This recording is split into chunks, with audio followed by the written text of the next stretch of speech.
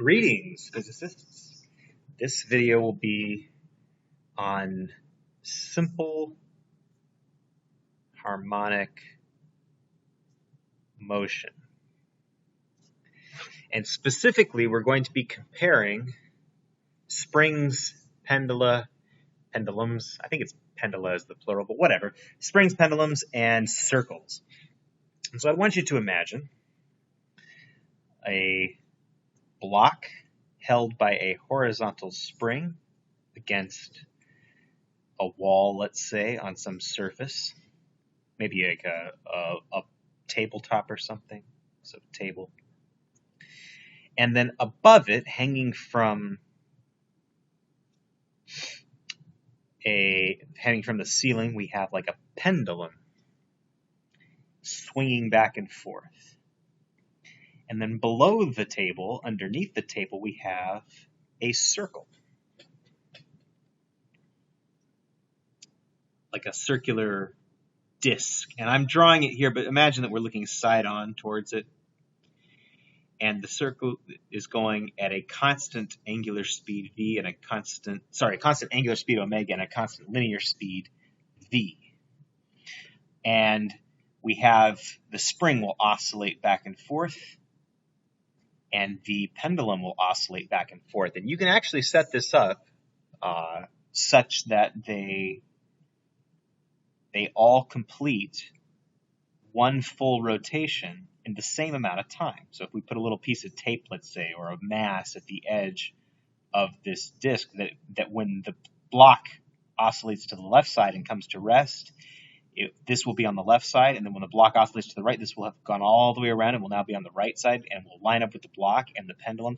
And you can watch, and they will all three of them have the same horizontal position back and forth at the same time, no matter what. And that's a fascinating phenomenon, and we want to explore why this is possible. So I'm going to start off with the spring.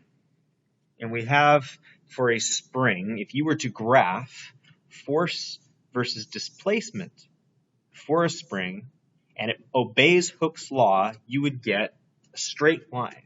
Now remember, there's two things we can do with a graph. We can take the slope, which is when you divide the axes, and the slope of this graph would be the force divided by the x, which we know is the spring constant k.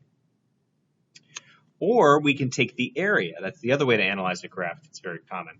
And the area under this graph would be multiplying the axes, which would be force times displacement, which is work, or the energy stored by the spring at any given point. And from that equation is how we derive the energy of a spring equation, which is half kx squared. And this slope equation is what's often known as Hooke's law, F equals kx, or negative kx if you prefer. And I'm going to claim that that Hooke's law expression is what we need to make simple harmonic motion work. That if you are in simple harmonic motion, it's because whenever you're displaced from equilibrium, remember everybody had an equilibrium position. The pendulum swings through a midpoint and then swings back. The spring oscillates about a midpoint and then springs back. As long as you're on one side of that, if you're displaced to one side, the force is opposite and inward, and it's related, it's linearly proportional to the displacement, but in the opposite direction. Okay. Well, let's start. Again, we're starting with the spring. We have a spring about an equilibrium position here. Let's say that's x0. And when we take the spring, we displace it from x0 by some amount x, and it oscillates back and forth. The very edge, the farthest it ever goes, we will call that displacement x equals a, or the amplitude of displacement. So that's a is equal to sort of like x max, if you will, the maximum x you could possibly have. So we pull the spring out, we hold it there, and then we let it go from rest, and that's the most energy it will ever have. And so we would say its starting energy would be 1/2 k a squared. And then at any time after that, it would have some stretch and some speed, right? Once you let it go, it will gain some amount of speed by losing some amount of spring energy. And so we would say it has some spring energy, some half k x squared, depending on what x is. That's a variable, whereas this a would be constant once you let it go. It'll have some spring energy, plus it'll have some kinetic. It'll be moving.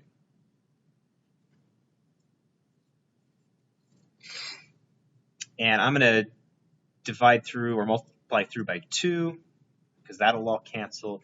And I'm interested in this velocity. Let's solve for that velocity. I would get something like v equals, let's see, I'm going to have to subtract the kx to the other side, so it'd be k. So this is, let's do mv squared. Sorry, I'm not going to do all this in one step. We'll do k a squared minus k x squared. And I'll divide by m. V squared is equal to k over m, if I factor a k out, times a squared minus x squared. And that's fine. I could also do v equals square root of k over m,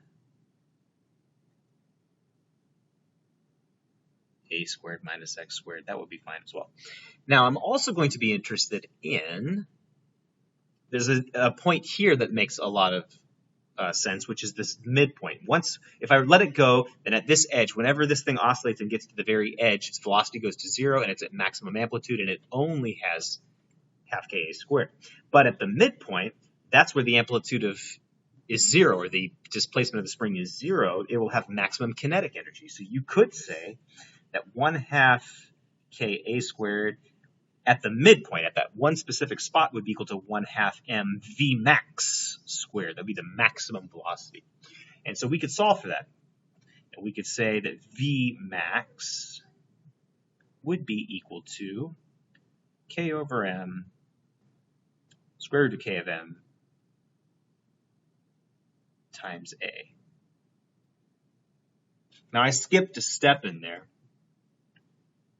I skipped the step that Vmax squared would be equal to a squared k over m. And when I look at that, I look at this and I go, ooh, k over m, and I look at an a squared. That's actually very close. So I'm going to factor an a squared out of that. If I took this equation and factored an a squared out, I would get v squared is equal to k over m a squared times 1 minus x squared over a squared. And then I could take this and sub it into here, and we would get something like the following. We would get that v squared is equal to v max squared times 1 minus x squared over a squared. Now, hang on to that for a sec, because it will be important later when we're talking about the circle, because one of the things we want to do is to compare this to the circle and see why we're getting such similarity. Well, let's look at a circle for a sec.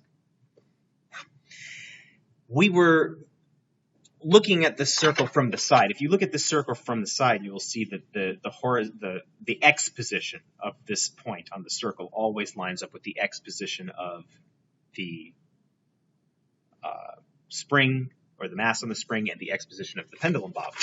So I will get to that in a second, but essentially what we're doing, if this is the top view of the circle, it would look something like this. Pretend I can draw a really good circle. I'm going to draw an XY plane on it. And what we were doing before is we were looking at it from here. Pretend my head is over here and I'm looking straight along the Y-axis. That's my view. I'm looking straight along the Y-axis at this piece of tape moving around a circle. Let's suppose that at one point that's the thing I see. Now, from my perspective, since I'm only looking from this direction, I see that it's at position X, if this is X and this is Y, and I see that it's moving sideways at some speed V.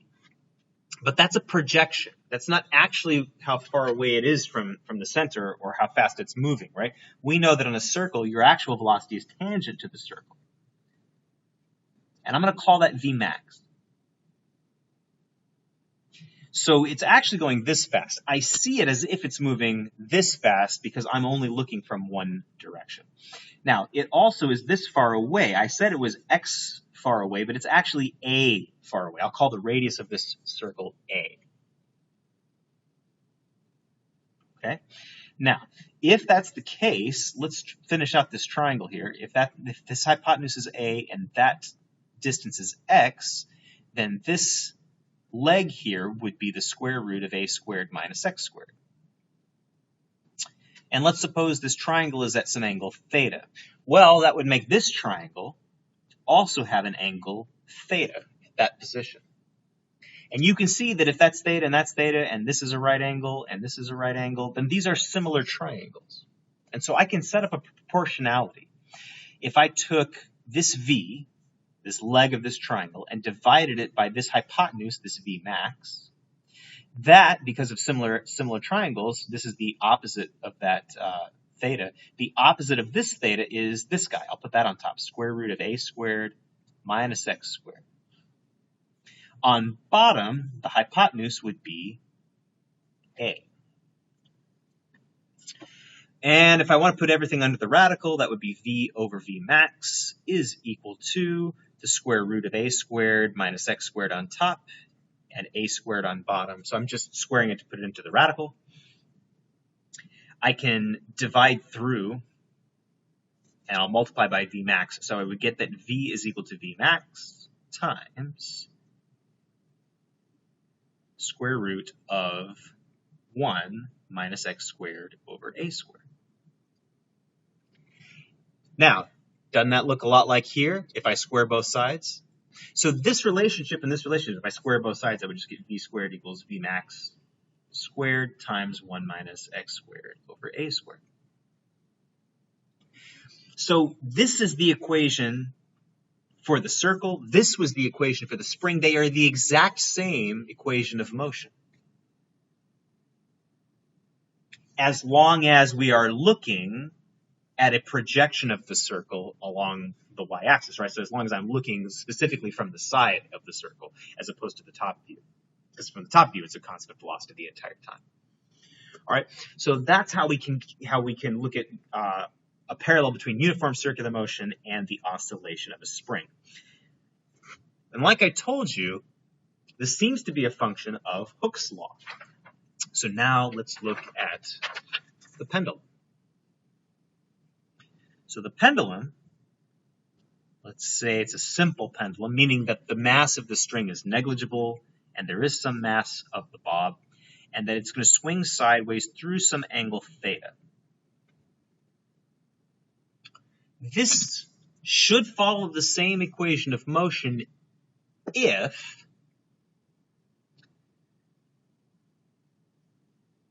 it can be said that every time I displace it to the side some distance, that the force that causes it to go back is linearly proportional to that displacement. Now with the pendulum, we're not actually doing a linear distance. We're kind of doing an arc length. We're kind of doing an x that's curved. Okay? So let's look at that. There's a force. Now there's two forces on here. There's a force of tension, and there's a force down of mg. I'll call this F sub t, let's say.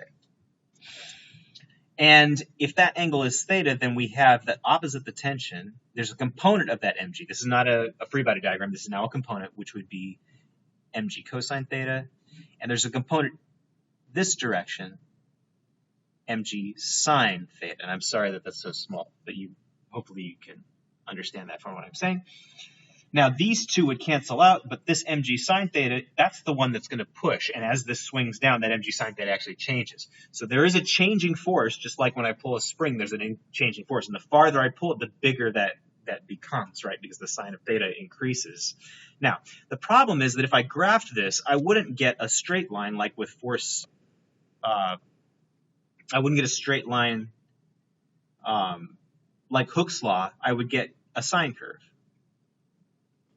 because it's based on mg sine theta. That force is equal to mg sine theta. So we don't actually have a Hooke's law relationship for a simple pendulum. But if you look at the sine theta, so we're going to look at sine theta versus actual theta. If you use radians, the sine of, let's take an angle of, let's say, 15 degrees. Okay? If you take an angle of 15 degrees,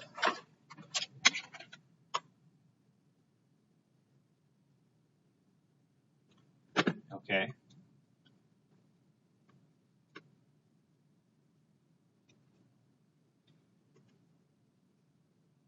oh, that's not going to be it. I thought I could manipulate my calculator, but I can't. So the sine of the angle 15 in radians is about, I think, 0.26, and the theta in radians for a 15-degree angle is like 0.258 or something like that. They're very, very, very close. Now, once you get above 15 degrees, this is for 15 degrees, and I may have flipped though. I'm trying to do this from memory because they're so close, though, they're within about 10% of each other, that we could say that mg sine theta is approximately equal to mg theta. But you have to do it for small angles. This is called the small angle approximation for a simple pendulum. If you go above 15 degrees, that kind of breaks down into a larger percent error than we're comfortable with. So we'll say that for small angles, we obey Hooke's law for a pendulum close enough that we're gonna use it, and then mg theta becomes what we want. Now, I want to use linear variables here, so I'm going to take my theta, and remember that x equals r theta, right? That's a conversion between arc length and theta, and the r in this case, let's say, is the length of the pendulum. That's the radius here. So I can write this as theta is equal to the arc length divided by the length of the pendulum, and I'll put that into this equation. So the force that restores the pendulum would be mgx over L. So that's the part that can be used to do Hooke's law, because Hooke's law is just F is some value k times some displacement x. And in this case, k is a constant. Well, m is constant for the mass here. G is constant as long as you don't move your pendulum up and down, significantly far away from the Earth's center. And L is the constant as long as the length of the string doesn't change. Okay? So for a pendulum, k could be considered the mg divided by the L if we're using small angles. All right. Now, how do we get this into, we're going to get this into a period equation. It goes like this. Go back to our circle. With our circle,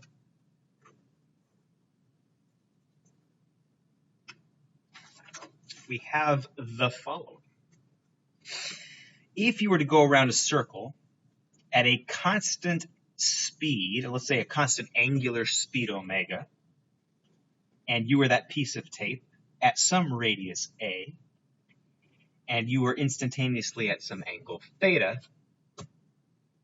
okay, let's suppose that's the position that we're talking about, you would have the following equation, that a constant angular velocity omega is equal to theta over time, or that theta is equal to omega times time.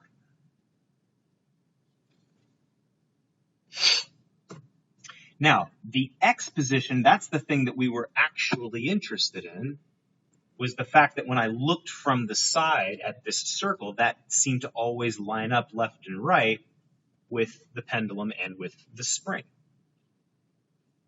So the x in this triangle would be equal to, it's the adjacent leg to that angle theta, so x would be equal to a cosine theta, which is also going to be equal to a cosine omega t. Now, this omega is in radians per second. We're going to introduce a new concept here. Well, it's not necessarily new. We did this a little bit in circular motion. Remember, in circular motion, the velocity around the edge of the circle was 2 pi radius, which in this case is a, divided by the period, t. the concept we're going to introduce here is that period is the time it takes to go around once. We're going to start to be interested as in simple harmonic motion with this concept of frequency. Here's frequency. Something that repeats. It can be oscillating back and forth. It can be a circle going around once. Okay? But that's a frequency. It's like a beat. This would be a faster frequency. This would be a slow frequency, okay? And frequency is basically the inverse of period. If period is the number of seconds per one oscillation, an oscillation is like a back and forth motion, then frequency is the number of oscillations per 1 second. And those are necessarily inverses of each other. Sometimes they'll call them revolutions, like for a circle it's revolutions per second. The reason I bring that up, so if omega is in radians per second and frequency is in revolutions per second, remember a revolution is 2 pi radians, so you could say then, and people do, that omega is related to frequency by a factor of 2 pi. Omega is 2 pi times the frequency. So you will sometimes see this written as A equal A cosine omega t, or A cosine 2 pi frequency times the time, or A cosine 2 pi t over big T. That these are all positioned as a function of time.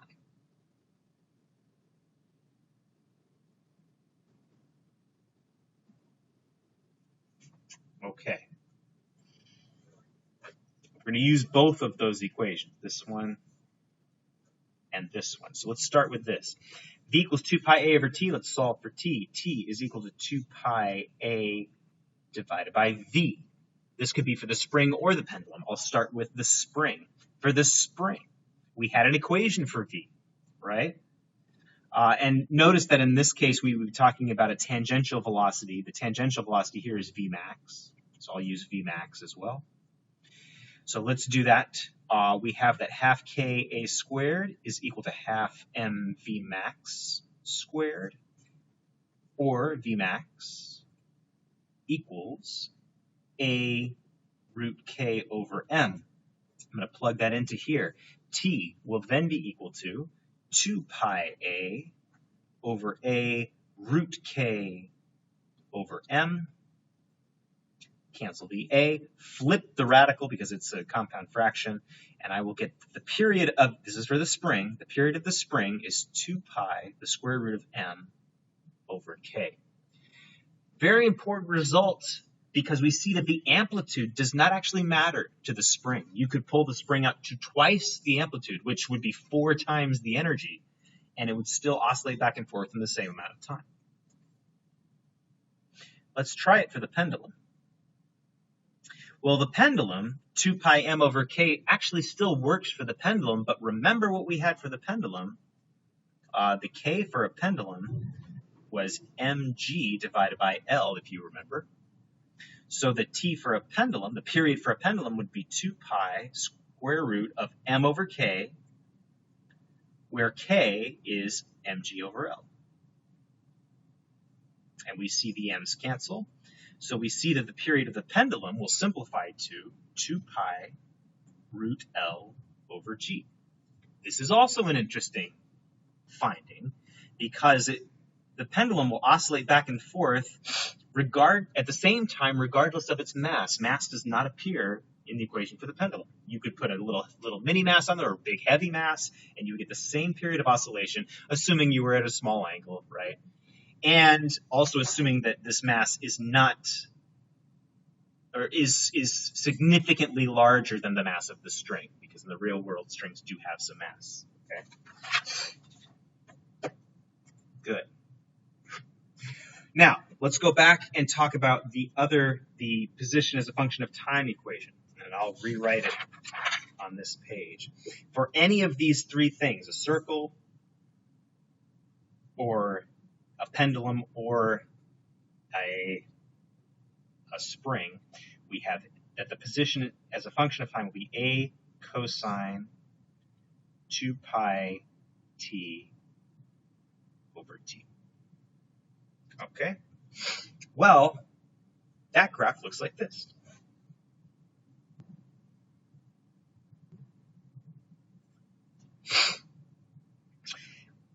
Let's plug in some interesting numbers. At 0 seconds, 0 times this would be 0, cosine of 0 is 1, and so we always start out here, 1 times a. Well, so at 0 seconds we have, that's the amplitude, the maximum amplitude of the spring. So this point here corresponds to the spring being fully elongated and then released. Okay? What happens at time capital T seconds? When little t is equal to capital T, t over t would be 1. 2 pi, cosine of 2 pi is also 1 times a. So that's when we get right back to here.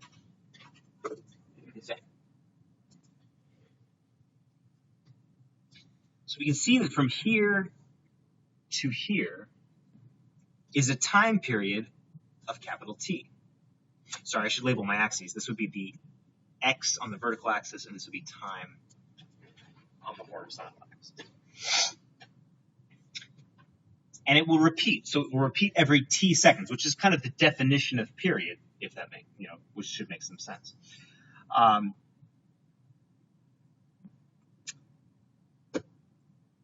You will sometimes see this equation written a cosine. I'm going to just write it for quick as omega t. They will sometimes do it as t plus phi. What does that mean?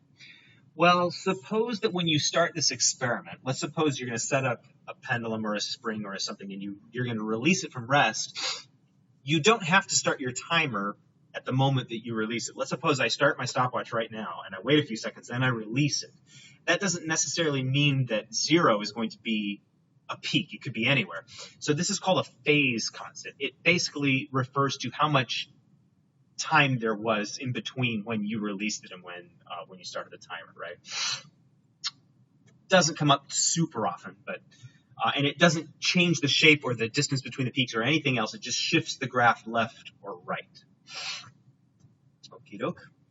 Now let's look at what the next kind of equation. So we have, this would be the position versus time graph of a spring, and the interesting points are the ones I've marked up here. The amplitude would be here, the time would be here. And you can see you will sometimes see the AP write these questions where they shift this up, where it's, I'll give you an example. Sorry, that's a bad example. Well, let's suppose it's like this. Let's suppose that this was like 2 and this was like 6, and they'll do the entire graph up here. This is fine. You would measure the amplitude as from the halfway point. So the amplitude would be something like here. It would be like 4, or between 4 and 6 would be 2 centimeters, as opposed to like 4 centimeters would be the whole way. Or it would be the whole motion. All right.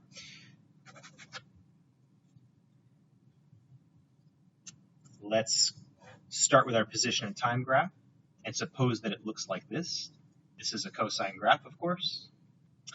And let's look at what the velocity versus time graph would look like for the same motion. Well, I see that when I release the spring at the beginning, it's at maximum amplitude and it's at rest, right? Whenever we release it, it's not moving yet.